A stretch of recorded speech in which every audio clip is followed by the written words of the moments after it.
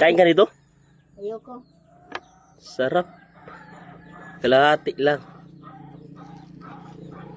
Ikaw, uubusin mo yan. Kay ubos ko kulang pa nga to eh. Kain.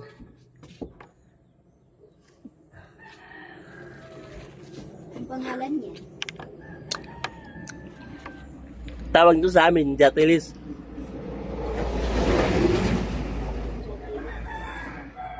Atis. Guyabano.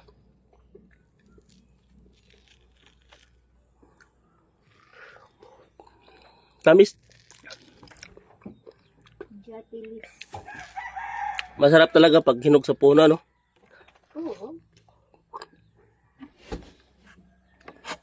Bakit inaano ba yan? Yung tinatago? Nilalagyan ng abo. Oh? Hindi ito sa may sa may Pinagtanggalan? nilalagyan ng abo para halimbawa yung matanda na.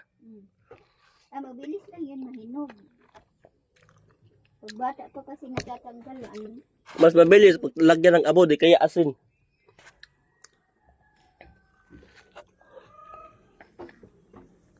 Nagtatawag na ng manok si Ryan, eh? Oo. Tamis. Pag-yes yun sa manok ni tatay lang, malaki. Eh galing dun.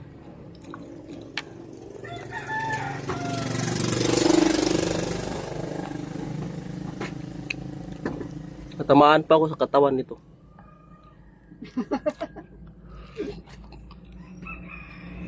Ang sakit pa naman yan. Buti nga hinog na. Malambot ng parang tinik.